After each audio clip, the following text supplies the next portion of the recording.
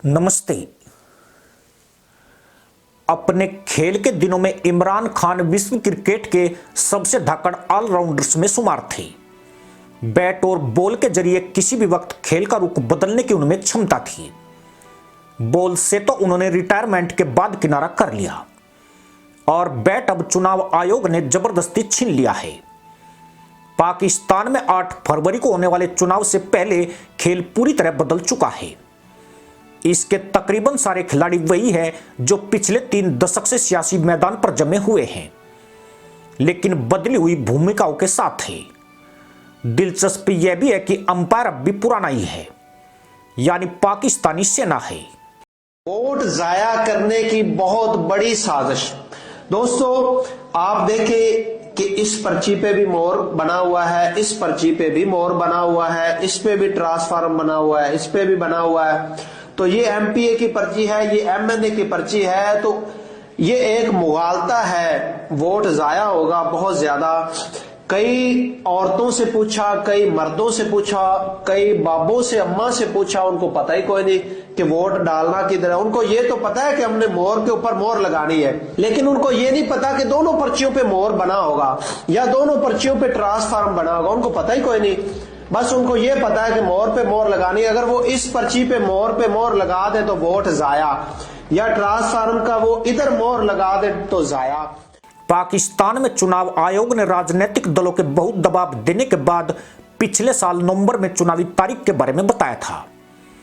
आमतौर पर election date पता चलने के बाद चुनाव से जुड़ी तैयारियां तेज हो जाती है, लेकिन पाकिस्तान में दूसरी तरह की तैयारी शुरू हो गई। पूर्व प्रधानमंत्री इमरान खान और उनकी पार्टी पीटीआई के वरिष्ठ नेताओं पर शिकंजा कसा जाने लगा। अब हालात यह है कि इमरान खुद जेल में है। उन्हें 3 मामलों में सजा सुनाई जा चुकी है। गैर इस्लामी निकाह के मामले में तो उनकी पत्नी बुशरा बीबी भी दोषी पाई गई है और दोनों को 7 साल की कैद मिली है। इमरान के करीबी और उनके बाद पार्टी के सबसे बड़े चेहरे शाह महमूद कुरैशी को सरकारी खुफिया जानकारी लीक करने के मामले में 10 साल जेल की सजा मिली है। इमरान की पार्टी का चुनाव चिन्ह बैट उनसे छीन लिया गया है। इस वजह से पीटीआई के नेता स्वतंत्र उम्मीदवार के तौर पर किस्मत आजमाने को मजबूर हैं। कुल मिलाकर सीन ऐसा है जिसमें इमरान खान अगर बेहतर प्रदर्शन कर पाते हैं तो उसे चमत्कार ही माना जाएगा। पाकिस्तान की सियासत को थोड़ा बहुत भी समझने वाले जानते हैं कि उनकी यह गत सेना से टकराने की वजह से हुई है। लोकप्रियता की लहर पर सवार इमरान अपनी धुन में पाकिस्तानी सेना से जा भिड़े, शायद इस गुमान में कि उनकी कप्तान वाली इमेज के सामने सेना भी सरेंडर कर देगी। लेकिन पाकिस्तान के इतिहास में ऐसा न पहले कभी हुआ था और न इस बार हुआ। इतिहास ने खुद को दोहराया है। यह उस हालात से बिल्कुल जुदा है जो 2018 में देखने को मिला था। तब इमरान सेना के दुलारे थे और विपरीत खेमे में थे। पाकिस्तान मुस्लिम लीग के प्रमुख पूर्व प्रधानमंत्री नवाज शरीफ उस समय भ्रष्टाचार के मामले में जेल में थे और अपनी आंखों के सामने इलेक्शन के नाम पर हुए सिलेक्शन को देखा था। वोट तब भी पड़े थे, तमाम दूसरे नेता तब भी चुनाव में खड़े थे, लेकिन पता सभी को था कि परिणाम क्या रहने वाला है। एक तरह से बस औपचारिकता पूरी होनी थी और फिर गद्दी इमरान खान को सौंप दी गई। 2024 में आकर यह स्क्रिप्ट उल्टी हो गई है। इस बार इमरान जेल में है और नवाज शरीफ की जीत के क्यास लगाए जा रहे हैं। हालांकि ऐसा नहीं है कि नवाज सेना के बहुत प्रिय हैं, जिसकी वजह से उन्हें जीता हुआ माना जा रहा है। उन्हें तो सेना की वजह से 2 बार सियासत छोड़नी पड़ी है और देश छोड़कर विदेश भागना पड़ा था। इस बार भी उन्होंने परोक्ष रूप से सेना पर निशाना साधा था, लेकिन उन्हें लेकर उम्मीदें सबसे ज्यादा इसलिए हैं क्योंकि फिलहाल आर्मी के गणित में सबसे फिट वही बैठ रहे हैं। नवाज के साथ यह खतरा नहीं है कि समर्थकों की भीड़ देख वह जन भावनाओं के साथ बह जाए। वैसे एक और किरदार पाकिस्तान पीपुल्स पार्टी के बिलावल भुट्टो जरदारी हैं, लेकिन उनके अंदाज देखकर लगता है कि उनके परिपक्व होने में अभी भी समय है और सेना उनका सहारा लेकर कोई रिस्क नहीं उठाना चाहेगी। पाकिस्तान का इतिहास और अभी तक का अनुमान यही संकेत देता है कि नवाज शरीफ की सत्ता से दूरी खत्म होने वाली है। सेना ने तय कर लिया है कि उसे फिलहाल किसे आगे रखकर पाकिस्तान को चलाना है। लेकिन फिर भी कुछ फैक्टर हैं जिनकी वजह से यह चुनाव रोचक बन सकता है। अव्वल तो यह कि इमरान खान अब भी देश के सबसे लोकप्रिय नेता बने हुए हैं। सिस्टम में अब भी ऐसे लोग मौजूद हैं जो उन्हें पसंद करते हैं और पता नहीं कैसे जेल से भी उनके मैसेज जनता तक पहुंच जा रहे हैं।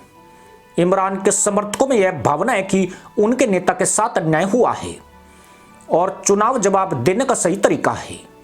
अगर ये समर्थक वोटिंग वाले दिन अपने घरों से निकल पाए और बिना किसी दबाव के वोट दे पाए तो रिजल्ट चौंका भी सकता है।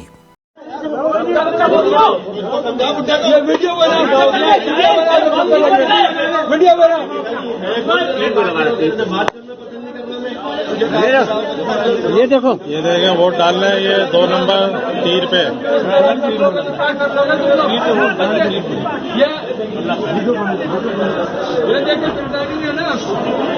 ठप्पे डालने हैं लोग। हाँ, ये ठप्पे का पूरी बैलेट को वोट फाड़ दिए, वोट पूरी फाड़ दिए, पूरे वो ठप्पे लगा रहे हैं। इस बार 12.5 करोड़ से ज्यादा जाहिल अपने मताधिकार का इस्तेमाल करेंगे। कुल 272 सीटों के लिए वोटिंग होनी है। 167 से अधिक पंजीकृत दल और 5000 से ज्यादा उम्मीदवार मैदान में हैं। पाकिस्तान में बिरले लगने वाला चुनावी मेला सज चुका है, लेकिन रौनक पूरी तरह गायब है। वजह यह कि जीते कोई भी राजनीतिक अस्थिरता का संकट टलने के आसार नहीं दिख रहे हैं। सेना की नजर में किसी के चढ़ने और उतरने में वक्त नहीं लगता है। यही अस्थिरता आर्थिक क्षेत्र में भी है। पाकिस्तानी इकोनॉमी की गाड़ी कर्ज के तेल से चल रही है। महंगाई ऊपर जा रही है और पाकिस्तानी रुपया नीचे है। अफगानिस्तान और ईरान के साथ सीमा पर टकराव चल रहा है। अब जो भी जीत कर आता है उसके स्वागत के लिए ये समस्याएं पहले से तैयार खड़ी है। कहावत है, देर आए दुरुस्त आए। पाकिस्तान के कार्यवाहक प्रधानमंत्री अनवरुल्लाह काकर ने तय 3 महीने के बजाय इलेक्शन कराने में दोगुना समय ले लिया। वे अलग अलग बहाने बनाते चले गए। अब देरी से ही सही पर अब चुनाव हो रहे हैं। तब भी पाकिस्तान का दुर्भाग्य है कि इसे दुरुस्त नहीं कहा जा सकता है। आपको बता दें कि आज पाकिस्तान में होने वाले आम चुनाव के बाद 16वीं संसद का गठन किया जाएगा। पाक के निचले सदन नेशनल असेंबली में 336 सीटें हैं। 266 सीटों पर सीधी वोटिंग के जरिए चुनाव होता है।